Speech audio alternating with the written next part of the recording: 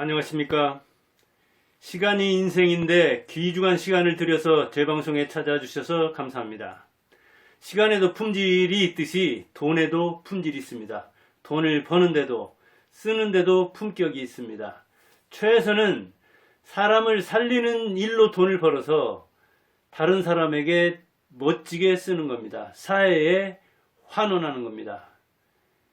이 사기공화국, 돈 벌려고 혈안이 돼 있어서 수단과 방법을 가리지 않고 다른 사람의 등을 치고 전세 사기다 또는 해로운 약, 마약, 사기, 강도 이런 나쁜 일로 돈을 벌어서 자기만을 위해서 역시 나쁘게 돈을 쓰는 사람도 있는데 유한양행을 창업한 창업주 유이라는 사람 살리는 일로 돈을 벌어서 사람 살리는 일에 사회에 돈을 환원했습니다. 그는 1895년 구한말이죠. 그러니까 1894년에 갑오경장이 일어나고 동학혁명이 일어났으니까 그 구한말에 기독교 집안에서 평양에서 태어났습니다. 평양은 자고로 기독교가 빨리 수입된 곳입니다. 우리나라 해안가들이 되게 그렇습니다. 평양은 해안에서 가깝잖아요. 저 순천이다, 군산이다, 인천이다, 원산이다 이런 데가 그 서양 문물이 많이 들어왔고 빨리 들어왔고 그리고 서양 기독교 선교사들이 종교와 교육과 의료 이 삼위일체로 우리나라 사람들을 어찌 보면 개화했달까요? 서구 문명을 우리나라 사람에게 전파했습니다. 종교와 더불어. 그런데 거기에서 기독교 집안인 그 집안에서 평양에서 재봉틀 그 가게를 하고 있는 아버지 밑에서 유일한이 태어났습니다. 구남매나 됐다고 했으니까 옛날에는 참 저 1958년생 개띠도 6남매나 됐으니까요. 그런데 아버지가 서양 그 선교사들을 보면서 서양 문물에 일찍 눈이 트였기 때문에 9살 때 미국으로 유학을 보냈습니다. 그 박용만이라든가 기독교 관여 그리고 독립운동에 관여했던 그런 사람들을 딸려서 미국으로 보냈는데 미국에서 그 서양 기독교 집안에서 역시 아이가 교육과 그 다음에 어떤 바른 행실을 보면서 그리고 미국의 그 문명을 접할 수 있게 초, 중, 고, 대학원, 박사까지 다닐 수 있었습니다. 미시간대에서 경영학 학사, 그 다음에 경영학 석사는 또 다른 대학에서 그리고 박사는 법학 박사, 로스쿨, 스탠포드 이렇게 9살 때 가서 고학을 하면서 또 알바하면서 그 교육과정을 이수해냈습니다. 그런데 미국에서 숙주나물 사업을 했다고 합니다. 그 사업을 통해서 돈을 많이 벌긴 했는데 아버지는 그게 못마땅한 거예요. 겨우 숙주나물에 뭐랄까요, 인상이 장사에 대한 인상도 좋지 않을 수가 있는데 그것도 하필이면 숙주나물이냐. 그게 선풍을 일으켜서 돈을 많이 벌었는데도 좀 큰 데 나갔으면 큰 일을 해야지. 그리고 우리나라에 돌아와서도 사람 살리는 일을 해야지. 의미 있고 큰 일을 해야 되지. 그 재연에 또 뭐랄까 부응하듯이 그가 이제 결혼도 중국계 미국인 소아과 의사 호미리와 했습니다. 중국계 출신 소아과 의사와 했는데 아버지가 큰일 하라고 하는데 부응해서 제약업을 하기로 했습니다. 당시만 해도 결핵으로 지금도 2020년 통계를 보니까 2020년 중에서도 OECD 결핵 감염률이 한국이 1위입니다. 우리나라가 참 선진국이라고 하는데 OECD 통계에서 보면 좋지 않은 게 1등 하는 수가 많습니다. 노인 빈곤율, 노인 자살률이라든가 그 다음에 그 이혼율 같은 것도 굉장히 높은 쪽에 속합니다. 그런데 현재도 OECD 결핵 감염률 1위인데 그때 당시는 어떻겠어요? 일제시대 구한말 말할 것도 없습니다. 가천길병원 가천대학 총장인 이길려에 따르면 1960년대에도 우리나라 감염률은 결핵 감염률은 매우 높았고 역시 치사율도 매우 높았습니다. 기생충 감염률은 말할 것도 없었습니다. 그 60년대만 해도 소득도 미국과 몇십 배 차이를 냈습니다. 그러니 그 일제치하에 유학을 했던 유일한이 볼 때 우리나라와 미국의 격차라는 것은 이루 말할 수 없습니다. 그래서 우리나라에서 의미 있고 큰 일이 뭘까 따져서 시작한 일이 제약업입니다. 그래서 선진 의학이나 이런 걸 수입해 오기도 하고, 그 다음에 그걸 이렇게 물류로 유통시키기도 하고, 그 다음에 우리나라에서 제약, 약을 만들기도 하는 유명한 게 그 진통소염제 안티프라민이죠. 이 간호사가 이 머리에 머리건 쓰고, 그 다음에 이 버들 류 이렇게 쓰는데 유일한 그 표시가 있는 둥근 이 진통소염제 안티프라민은 매우 유명하고 아마 지금도 팔 겁니다. 이걸 개발해서 우리나라의 제약 산업에 선풍을 일으키게 됩니다. 그때 위생 개념도 없던 그 시절에 제약을 통해서 수많은 결핵 환자, 수많은 그때만 해도 의학하고 이렇게 약학하고 분류가 안 돼 있어서 의사는 진료, 약사는 제조, 그렇게 돼 있지 않고 약국에서 어찌 보면 뭐 약사가 의사 역할도 이렇게 같이 하던 그런 시절이거든요. 그래서 약을 통해서 수많은 사람을 살리게 됩니다. 결핵에서 구제하고 기생충에서 구제하고, 그 다음에 독립운동에도 관여해서, 독립운동도 그렇지만 이 사업을 일제 시대에만 해도 뭐 중국이다, 만주, 대만, 일본 이런 데까지 넓히기도 합니다. 그리고 이승만 이제 건국했죠. 초대 대통령. 그 다음에 박정희가 1960년대 들어서 혁명을 일으켜가지고 다시 집권했죠. 새로 집권했죠. 그런데 박정희 정권에서든 이승만 정권에서는 이 토직이에요. 박정희에서는 이 재벌들에 대한 이 세무조사 내지 정치자금을 받기 위해서 압박도 많이 합니다. 그리고 부자들을 압박해야, 부자들은 얼마나 적습니까? 우리나라에서도 지금 대개 0.1%면 5만 명인가요? 거기 안에 들려면 몇십억 재벌이 한다고 하잖아요. 그런데 그 부자들을 적으로 만들고 나머지 가난한 사람들 내지 중부자, 보통 사람들, 그 사람들의 표를 의식하는 게 훨씬 낫잖아요. 그러다 보니까 지금도 보면 민주당은 이 부자들의 탈세라든가 부자들에 대해서 혐오감을 조성하고, 그리고 보통 사람들과 가난한 사람들에 대해서는, 그런데 사실은 부자와 가난한 사람이, 빈부가 상생을 해야 되는데 그게 이제 미국 스타일이죠. 부자들을 존경해 주잖아요. 근데 우리나라에서는 부자들에 대한 어떤 혐오감을 조성하는 수가 많습니다. 정치인들이 특히. 그래서 박정희도 집권하자마자 정주행이다, 이병철이다 곤욕을 치른 측면이 있거든요. 기업 말할 것도 없죠. 그래서 세무조사를 한 게 아니라 정치자금을 내주길 바라는데 거절하니까 세무조사에 들어갔는데, 털고 또 털어도 부당한 거래가, 또 세금을 납부하지 않고 탈루한 게 나오지 않았다고 합니다. 그리고 그는 경영에서도 그 친인척을 배제하기 위해서 은퇴하기 전에 아들과 동생을 해고했다고 합니다.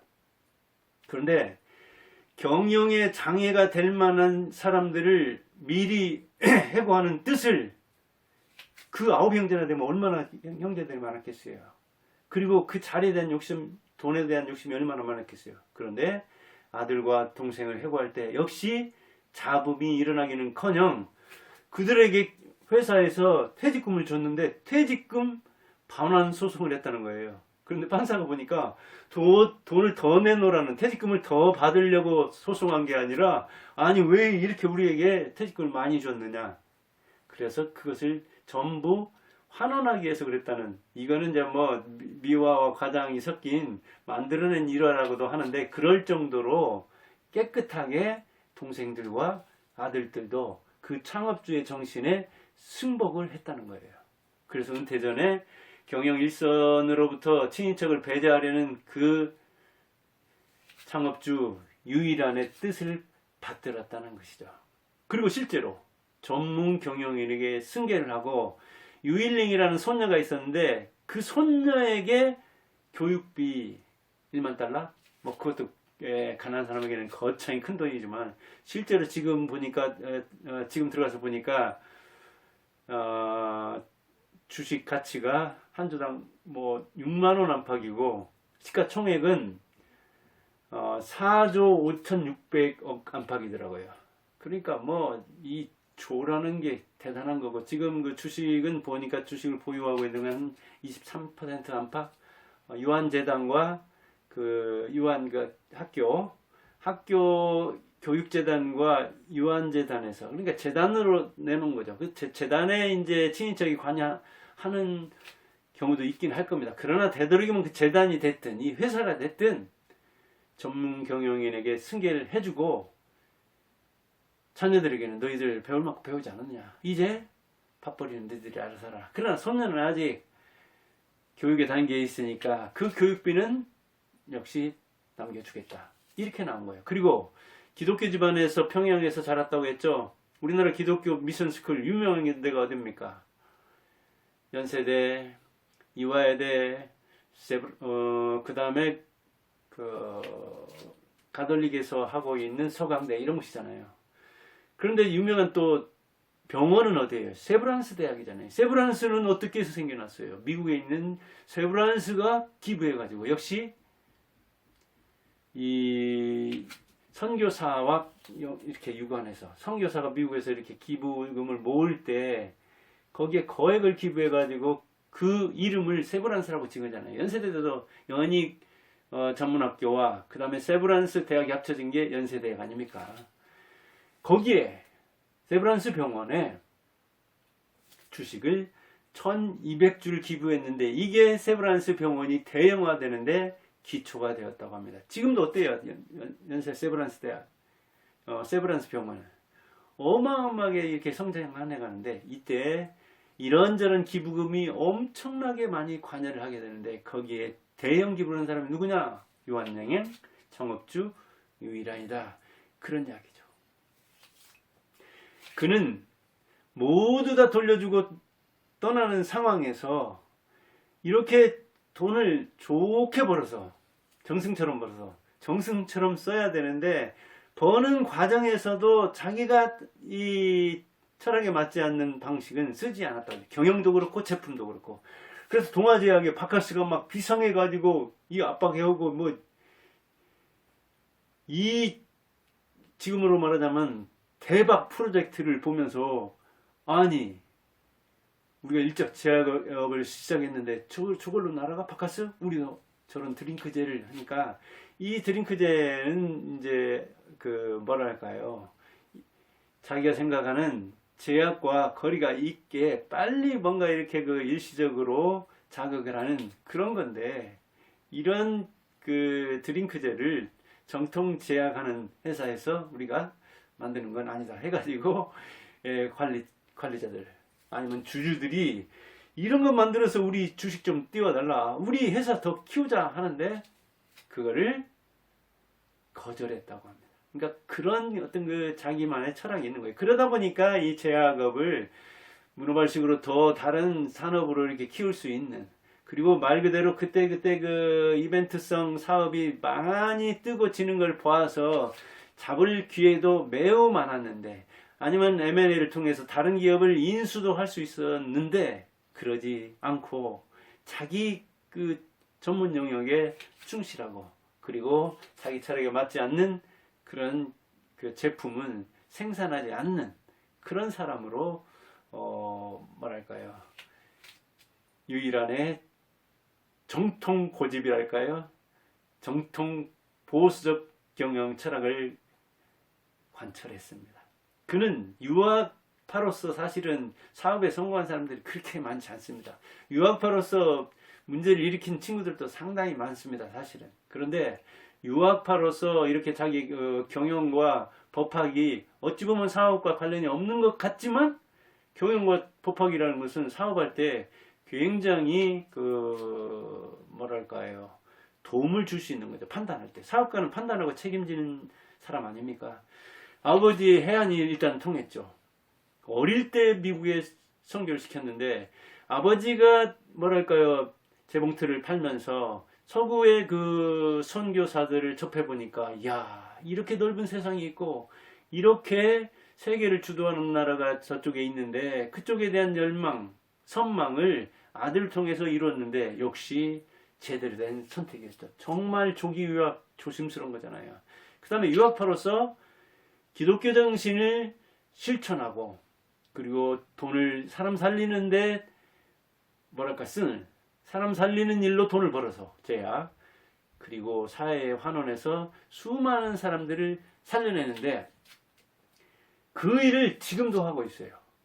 왜? 동생이나 아들들은 친인척이니까 그의 철학을 뭐랄까요, 추종할지 모르지만 그 다음에 승계한 사람들 내지 사회에서는 그 사람의 정신을 따라 할 게 뭐가 있습니까? 그런데 지금도 유한정신은 지속이 돼서 오늘날 경영하는 사람들도 역시 가치를 이 사회에 환원하는 데 두고 있는 거예요. 그래서 지금 그 국산 폐암 첫 번째 나온 1차 치료제가 있는데 예. 그 치료제 이름이 렉나자. 그런데 이게 보험에 적용이 안 되면 그 약값이 어마어마하다고 합니다. 그런데 보험에 적용되기 이전까지 한시적으로 이 폐암 치료제 렉나자를 무상으로 공급하겠다. 근데 우리나라에 그 첫 폐암 치료제를 바라는 사람이 최대로 잡으면 약 9만 명 안팎이라고 합니다. 근데 9만 명 안팎에게 이 첫 치료제를 무상으로 공급하면 무려 연 7천만 원 정도. 그러니까 이 그 치료제를 공급함으로써 보는 손해를 7천만 원? 연 7천억 원? 아무튼 이 치료제가 보험에 적용되기 전까지는 돈 안 받겠다. 7천만 원이든 7억이든 7천억이든 돈 안 받겠다. 그리고 주식을 보유한 그 유한재단과 유한학원에서도 자녀들이 그 뭐랄까요, 재단에 관여해 가지고 이 말썽을 일으키는 걸, 지금 정확히는 뭐 관여하는지도 모르지만 말썽이 안 나요. 대개 학교재단 같은 데서도, 병원재단, 이 사단법인 이런 데서도 말썽이 나는 수가 많습니다. 그 친인척들 막 심어가지고 말만 사회에 환원했지 실제로는 더 이 좋지 않은, 보기 흉한 그런 꼴을 보이는 그런 자녀들도 많습니다. 자손들도. 그런데 그렇지 않아요. 그리고 이거 시가총액이 이렇게 많은 4조 5,600여 원이나 이르는 이 유한양의 상장주, 역시 거기에서도 인기를 누리죠. 아마 이게 뭐 한미제약이니 유한양행이니 동아제약이니 아무튼 이 제약주는 굉장히 널뛰기가 심하고, 제약주는 또 이 뭐랄까요, 이벤트성 그 거짓말이랄까, 뭘 1차 실험하네, 임상 실험 어디까지 갔네, 미국에서 뭘 승인 받았네, 그래가지고 이 제약 주식에 아무튼 이 거짓말이 많이 끼는 수가 많습니다. 작전 세력들이 물론 관여해서 그런 측면들도 있지만 유한양행처럼 이렇게 철학이 견고하지 않은 데서는 그 회사 자체에서도 이런 게 있을 수가 있거든요. 제약업 자체에, 아니면 그쪽 섹터를 전체적으로 나무라는 게 아니라 그런 게 그 얽힌 사람들, 그 다음 바깥에서도 많이 관여를 하는데 유한양행은 그렇지 않다고 말해요. 그 정신 역시 유일한 창업주가 유한양행을 어떻게 창업을 했고 어떻게 이끌어왔고 그리고 그것을 어떻게 승계했는가 하는 정신이 지금까지 그대로, 그 진정성이 지금까지 통하기 때문입니다. 그가 한 말 중에 유명한 건 뭐예요? 기업의 생명은 신용이다. 믿음. 정치인들 보세요. 진짜 거짓말을 밥 먹듯이 하는 사람이 있는데 그 거짓말을 믿는 사람이 있어요. 사람은 그 말을 볼 게 아니라 그 발을 봐야 하는 거예요. 유일하니 기업의 생명은 신용이다 말은 했는데 발은 거짓말에 담그고 사기꾼들 노는 데 가서 같이 놀고 사기공화국의 1등 주자처럼 달렸다면 누가 그 말을 믿겠어요. 그런데 기업의 생명은 신용이라는 것을 실제로 지켰잖아요. 말한 그대로.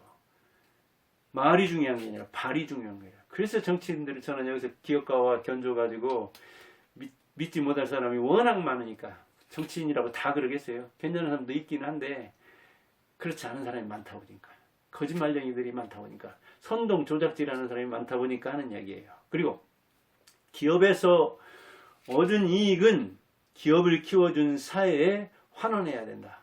기업은 사회가 키워줬다. 그러니 이익은 사회에 돌려줘야 된다. 이게 바로 기업을 사회에 환원해준 유일한 이완양행 창업주의 철학정신입니다. 창업정신입니다. 그런 차원에서 돈도 품격이 있습니다. 시간에도 인생에도 품격이 있습니다. 여러분들은 돈 버는데도 멋진 품격을 쓰기 바라고 그 품격에 따라 멋지게 쓰기를 바랍니다. 그러면 돈이 잘 벌릴 겁니다. 일시적으로 거짓말을 통해서 사기를 통해서 돈을 번다 하더라도 그런 사람들 뒤끝은 좋을 수 없고 많이 벌 수 없습니다. 사기로서 재벌되는 사람 봤나요? 남 등쳐가지고 3대가 잘 되는 경우 봤나요? 저는 못 봤고 인생성형가로서 다른 사람을 통해서도 그런 그 책을 통해서도 확인해 보면 그런 사람은 없습니다. 길게 보면 신용이 기업을 살립니다. 기업의 생명은 신용이다. 기업에서 얻은 이익은 그 기업을 키워준 사회에 환원해야 된다. 이 기업정신, 이 기부정신이 오늘날도 유한양행에 흐르고 있습니다. 감사합니다.